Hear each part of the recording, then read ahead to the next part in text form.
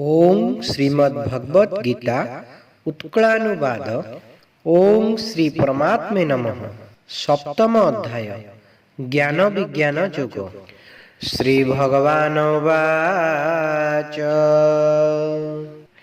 मन प्राण देई मोठारे नेई मोर आश्रय योगाभ्यास कले जानिब निश्चय मोते कौन्तेय। ज्ञान विज्ञानर रहस्य मुहि कहूची तोरे न रहिब एहा जानिले किछि द्वंद्व मनरे। असंख्य मध्यरु केतेक सिद्धि पाई चेष्टित सिद्धि प्राप्त मध्यु जानन्ति अल्प मोहर तत्व। भूमि जल अग्नि आकाश अहंकार पवन मन बुद्धि आठ प्रकार मोर प्रकृति जान। एहा मोर अटे अपरा परा प्रकृति जीव जगत धारण चेतना पार्थ जीव स्वभाव। ए दुई प्रकृति मध्यरु सर्वभूत उत्पन्न सृष्टिकर्ता पुणी प्रलय कर्ता मुहि जे जान। मोर छड़ा नाही किंचित वस्तु एहि जगते माला सूता सम धरिछि सर्वे रहीण मध्ये। पुरुष पौरुष जलर स्वाद नभ सबद चंद्र सूर्यंकर प्रभामु वेद प्रणवनाद। तपस्वींक तप अग्निर तेज मुहि अर्जुन पृथिवीर दिव्य सुबास सर्वजीव जीवन। सर्वभूत मूल कारण बुद्धिमानंक बुद्धि तेजस्वींक तेज स्वरूप जान हे महामती। बलवानंकर आसक्ति काम रहित बल धर्मानुमोदित काम मु सर्वभूतंक वीर। सत्वर जतम गुण जे मोर ठारु उत्पन्न से सबु मोहर अधीन नुहे मु गुणाधीन। एहि तिनि गुण जगत करिअछि मोहित न जानन्ति तेणु केहि मो अविनाशत्व तत्व। गुणमयी जोग माया जे अद्भुत दुष्टर निरंतर मोते जे भजे हुए मो माया पार। असुरत्व दिए ज्ञानी को माया करी हरण न कले से मूढ़ दुर्मति सदा मोर भजन। अर्थार्थी जिज्ञासु आरत सह ज्ञानी अर्जुन निरंतर मोर भजने रत थांति जान।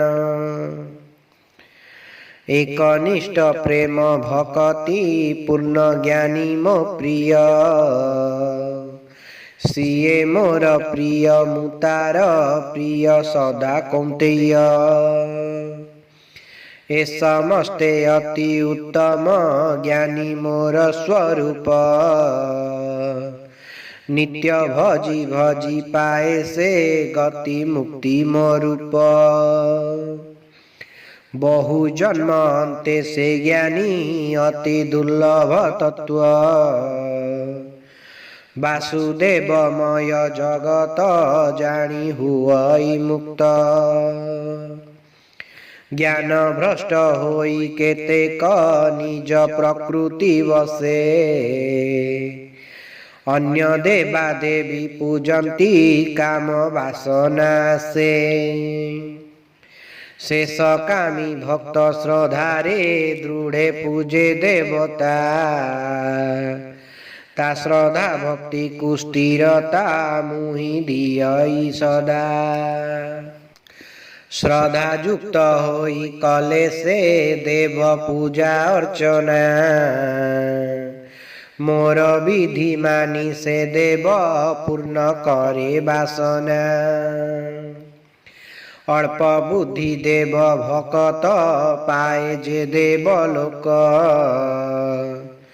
मोर भक्त पाए मते जे जहा अक्षय सुख बुद्धिहीन गण न जानी मोर रूप अव्यक्त मते रूप धारी मणंती जेणु ज्ञान सीमित जोग माया छन्न मो रूप रुहे सदा अव्यक्त न जानी पारंती मूढ़ जे मुहि अज अच्युत अतीत आगत भविष्य पार्थ सबु मु जाने सर्वभूतंकु मु जानाई मते केही न जाने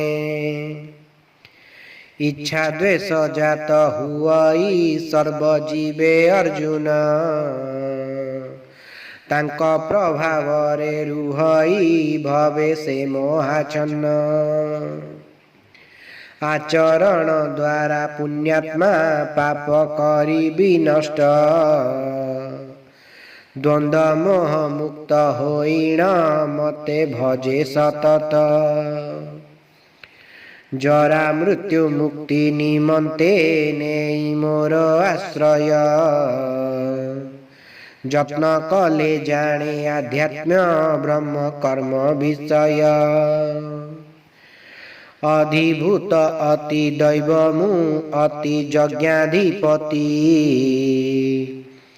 जाने जिए अंत काल रे करे मते प्रापति इति श्रीमद्गीता उत्कलानुवाद ज्ञान विज्ञान योग नाम सप्तम अध्याय समाप्त।